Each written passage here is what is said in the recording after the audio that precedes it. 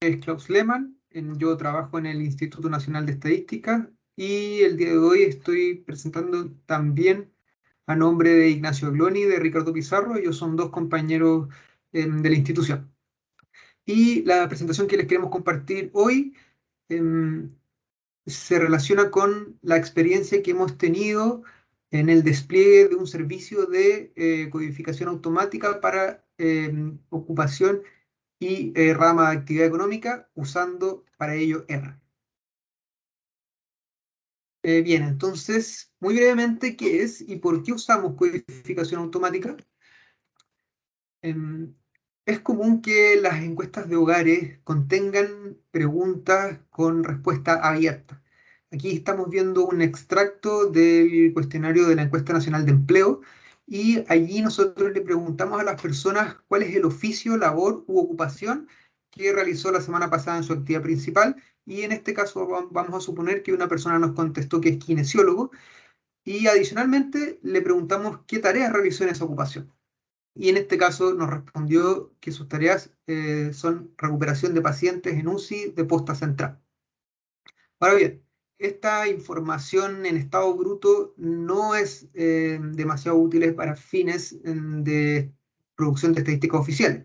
Lo que uno querría más bien es algo como lo que estamos viendo en el gráfico, es decir, las respuestas que nos dan las personas categorizadas por ejemplo, directores, gerentes y administradores, en profesionales, técnicos, personal de apoyo administrativo, etc. Eh, pero para poder llegar a hacer operaciones de ese tipo es necesario primero codificar las respuestas abiertas que nos entregan las personas. Y para ello nosotros utilizamos sistemas de clasificación internacional. En este caso estamos usando un clasificador que se llama CIUO08, que es para clasificar ocupaciones. Y estos clasificadores nos entregan una serie de reglas que nos permiten tomar las respuestas que nos dan las personas y asignar un código. En este caso, según las respuestas que nos dio esta persona, podemos decir que el código que le corresponde es el 2244, donde están los kinesiólogos.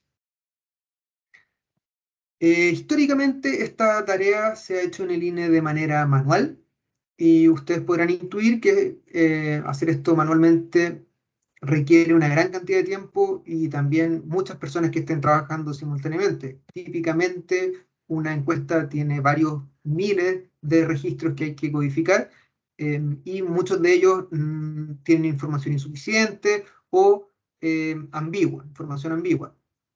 Entonces no es fácil y no es rápido. Y adicionalmente está el problema del error humano, en que también ha sido detectado. Estos clasificadores tienen muchos criterios y muchas veces la dificultad que, que conlleva asignar un código hace que sea difícil aplicar las reglas de manera uniforme, sobre todo cuando hay muchas personas que están trabajando simultáneamente. Entonces, debido a estas dificultades, la institución ha ido transitando ya desde hace varios años atrás, al menos 4, hacia métodos de codificación automática que utilizan a la base eh, técnicas de Machine Learning. Entonces nosotros tenemos datos representados acá por estos números, tenemos algoritmos que entrenamos usando estos datos, y esperamos que luego de ese entrenamiento el modelo aprenda y nos permita predecir los textos que van llegando eh, constantemente. Entonces, cuando nosotros empezamos a trabajar en este proyecto específico, nos dimos cuenta de que habían varios equipos que utilizaban técnicas de Machine Learning para poder hacer clasificación de texto. Eh, entonces, por ejemplo, la encuesta nacional de empleo, la encuesta de presupuestos familiares, la encuesta nacional de seguridad ciudadana, todos estos equipos utilizan en mayor o menor medida, con más o menos desarrollo, técnicas similares para clasificar texto. Entonces nosotros nos preguntamos por qué no podemos construir una gran máquina, una retroexcavadora, que permita abordar esta tarea compartida de manera más eficiente. Entonces, permítanme comentarles un poco sobre el modelo. o los modelos, porque en realidad son 4 modelos, antes de empezar a hacer todo lo que tiene que ver con el entrenamiento, eh, destinamos una buena cantidad de tiempo a generar sets de entrenamiento. Para nosotros era muy importante construir datasets de alta calidad, entonces una gran cantidad de registros fue codificada 2 veces por personas diferentes. Eh, y cuando habían discrepancias, un tercer codificador o codificadora más experimentado dirimía este conflicto y asignaba el código final. Además, hicimos control de calidad de registros que históricamente han sido complicados, hicimos además revisiones aleatorias eh, y otras cosas que no voy a poder profundizar acá. Lo que sí me interesa transmitir es que al terminar todo este proceso, nosotros tuvimos o tenemos la confianza de haber construido datasets de alta calidad para poder entrenar los modelos. Y cuando hablo de datos, en concreto a lo que me refiero es a una tabla como la que estamos viendo acá. Nosotros tenemos en la primera columna el oficio que nos declaran las personas, por ejemplo, asesora del hogar. Luego tenemos las tareas, realizar aseo, comida, cuidar adulto mayor. Y finalmente un código asociado a esta información. Entonces, esto es lo que nosotros queremos clasificar de manera automática. Y bueno, respecto a los modelos, nosotros probamos varias cosas. En concreto, probamos 2 arquitecturas de redes neuronales y además probamos 2 formas distintas de representar los textos para ver qué es lo que nos funcionaba mejor. Y lo que tuvo mejores resultados fue una arquitectura de red llamada GRU, Gated Recurrent Unit, combinado con una representación de textos que se llama Word Embeddings. Adicionalmente, probamos TF-IDF, que es la metodología para representar textos más antigua y que más comúnmente uno ve. Pero lo que mejor nos funcionó fue Word Embeddings, y muy brevemente quisiera explicarles qué es lo que hay detrás de la arquitectura de red neuronal que nosotros usamos. Pensemos en la frase "la casa es linda" y demos vuelta un poco las palabras. Por ejemplo, digamos linda, la escasa. Ustedes estarán de acuerdo conmigo en que cuando uno mueve las palabras dentro de una frase sin un orden específico, entonces el significado empieza a perderse, o al menos es más difícil entender qué es lo que dice la frase. Y esto porque el lenguaje humano es una secuencia, no da lo mismo qué es lo que viene primero y qué es lo que viene después. Yo no puedo revolver las palabras de una oración y esperar que el sentido no cambie. De hecho, por ejemplo, si uno piensa en el artículo la, después de eso no puede venir cualquier cosa. Uno podría escribir cualquier sustantivo femenino, pero no podría poner un verbo en infinitivo. En la mayor parte de los contextos eso no tendría sentido. Y para poder procesar datos de secuencia, la gente que desarrolla redes neuronales diseñó una arquitectura que se llama RNN, que significa redes neuronales recurrentes, que justamente se hacen cargo de los datos que tienen una estructura secuencial, como el lenguaje humano, pero también la música puede ser entendida como una secuencia de sonidos, o los videos también son secuencias de imágenes, las series de tiempo en economía, etc. Sin embargo, estas redes recurrentes iniciales tenían algunos problemas.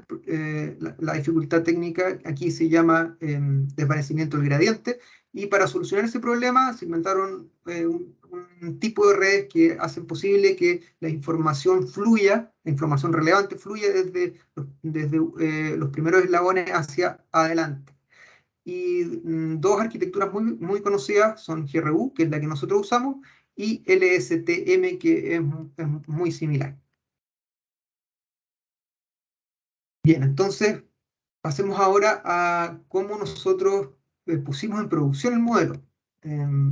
Lo primero es que cuando terminamos de entrenar, nosotros pensamos que ya estábamos prácticamente listos, habíamos puesto save, y en ese momento creíamos que solo teníamos que compartir los archivos con nuestros colegas para que pudieran empezar a usar. Pero al poco andar nos dimos cuenta que la situación no era tan sencilla, porque había muchos requisitos para que las personas pudieran usar estos modelos. Primero que todo, debían ser usuarios de R, tener instalado R y todo lo que ello conlleva. Luego, Python, porque usamos algunas dependencias de Python para poder usar redes neuronales. Reticulate, que es el paquete en R que hace posible combinar estos dos lenguajes de programación. Y por supuesto, las dos librerías más importantes que usamos para hacer Deep Learning, que son TensorFlow y Keras de Python. Y bueno, en realidad otra serie más de dependencias que no las voy a mencionar acá. El punto es que no era fácil usar los modelos porque era necesario instalar todas estas cosas. Pero bueno, nos pusimos en el caso de que alguien pudiera instalar todas estas dependencias, porque nosotros tenemos un ambiente virtual, podemos compartir las dependencias y que la gente las instale. Sin embargo, aún queda por resolver el problema del sistema operativo. Nosotros hicimos todo en Linux, en una distribución que se llama CentOS, pero la mayor parte de usuarios y usuarias del INE trabajan con Windows. Entonces, en ese momento no teníamos garantía de que el código que nosotros habíamos desarrollado iba a funcionar bien. Así que la solución que nos pareció más razonable era proveer el servicio a través de una API. Entonces, ¿en qué consiste esto? Nosotros subimos el modelo a un servidor, que es un servidor en Linux, con todas las dependencias instaladas, Python, las librerías de Python, las librerías de R, etc. Y decidimos proveer esto mediante una API. Entonces acá lo que está mostrando la figura es que muchas personas representadas por los enchufes se conectan a la API, y si es que el requerimiento que se hace por parte de los usuarios es correcto, entonces la API va a devolver una respuesta estructurada según lo que yo le solicité al servidor. Y ahora muy brevemente, ¿qué es una API? Yo no soy un experto en esto, pero bueno, para que no quede en el aire, una API es una interfaz de programación de aplicaciones, y la idea más importante es que, siguiendo ciertas reglas, podemos hacer una solicitud o request, como suele decirse en la jerga informática, y la API va a devolver un resultado estructurado de acuerdo a la solicitud que yo le haga. Y esta respuesta generalmente va a ser va a ser un archivo en formato JSON, que es justamente lo que nuestra API devuelve. Hablemos un poco de la estructura y cuáles son las ventajas de esta solución. Lo primero es que no se requiere ninguna dependencia. El usuario simplemente hace una solicitud y la API devuelve algo. No es necesario tener instalado nada de las cosas que les mencionaba hace un instante. El resultado también siempre será replicable, porque dado que el código se ejecuta siempre en la misma máquina, siempre voy a tener el mismo resultado si es que hago la misma consulta. Y podemos trabajar con distintos lenguajes de programación. Esto inicialmente era un objetivo secundario, lo que no significa que sea poco importante. De hecho, queríamos también generar una solución para usuarios de Python o de otro lenguaje de programación.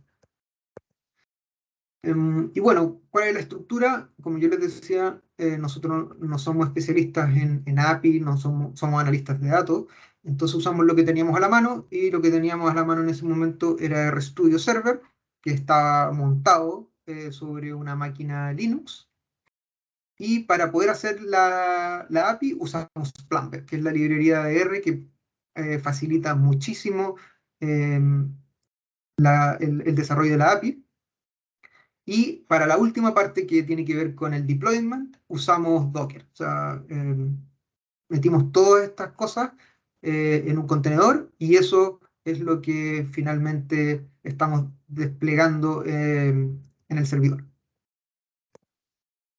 Bueno, y ahora quisiera hacer una pequeña demostración de cómo funciona esto. Vamos a suponer que tenemos una glosa que es manipulador de alimentos, y sus tareas son prepara colaciones. Entonces, esto es lo que nosotros queremos clasificar. yo a la API, o sea, yo al request tengo que indicarle cuál es la IP, el puerto por supuesto, y un endpoint que es predict. Y acá tengo que indicar cuál es el clasificador que queremos usar. En este caso vamos a usar CUO, que es ocupación, y la cantidad de dígitos, que puede ser uno o 2. Esto tiene que ver con el nivel de desagregación em, que quiero utilizar. Entonces, bueno, voy a hacer el request. Y lo que me devuelve la API es un archivo JSON. Si ustedes se fijan acá, yo puedo ver en code final el código predicho por el modelo y la probabilidad que la red le asigna a esa predicción. Entonces, si es que yo le entrego una glosa muy extraña que nunca ha visto el modelo, lo más probable es que me devuelva acá un número bajito, cercano a cero, en cuyo caso yo puedo sospechar que la predicción no es de tan buena calidad y probablemente no sea bueno usar. Otro uso que puedo hacer de la API es, en lugar de entregarle una glosa suelta, puedo entregarle un listado de glosas. En este caso estoy entregando la misma glosa manipulador de alimentos y estoy agregando gerente de producción, dirige equipo. Y yo puedo hacer exactamente lo mismo que hice antes, y la API me va a devolver una predicción para cada uno de los elementos del vector que le estoy entregando. Yo aquí lo transformé a data frame, pero la idea es la misma. Tengo el código predicho y la probabilidad que la red le asigna a esa predicción. Voy a volver para presentación. Algunos usos sugeridos para esta herramienta. El primero es control de calidad para una codificación manual. Yo podría tener una operación que es 100% manual, pero no tengo recursos, por ejemplo, para tener doble codificación y puedo usar este modelo como un segundo codificador que me permita contrastar lo que hicieron las personas.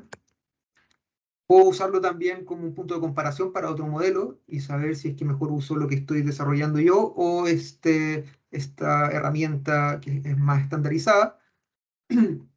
Puedo también usarlo como codificación parcial en alguna operación, es decir, decidir que quiero hacer codificación en parte manual y en parte automática con esta herramienta. O podría también usarlo como un sistema de consulta y o recomendación. En este caso estoy mostrando una captura de una aplicación que estuvimos desarrollando con unos colegas de las encuestas económicas. Esta aplicación permitía poner acá una descripción, por ejemplo, mesa de madera. Aquí lo que queríamos clasificar eran productos. Y la aplicación devuelve los tres códigos más probables. Entonces esto puede ser usado también así si es que yo quiero asistir a un codificador manual. Y bueno, finalmente algunos comentarios o reflexiones. La innovación pública y la transformación digital son temas transversales a toda la administración pública, es algo relevante que preocupa en general a los órganos del Estado. Sin embargo, no existe un posicionamiento general respecto al uso del software libre y de herramientas open source. Cuando digo que no existe un posicionamiento, me refiero a que no es ni positivo ni negativo, y nosotros creemos que debe haber un sesgo afirmativo. Sin embargo, eso hoy no existe y bueno, nosotros eh, nos inscribimos en este espíritu de impulsar las herramientas de software libre. em, y creemos que este tipo de herramientas permiten mejorar los servicios del INE y en realidad de la administración pública en general. Y en nuestro caso, hace posible que nosotros ampliemos la oferta estadística y que pongamos a disposición de los usuarios soluciones que en un inicio son internas, pero que pueden ser aprovechadas por universidades, por el sector privado, empresas, por investigadores, por, no sé, o por estudiantes, em, y todo de manera libre y gratuita gracias a que existe herramientas como R que son totalmente libres. Eso es lo que tenía para comentarles. Muchas gracias.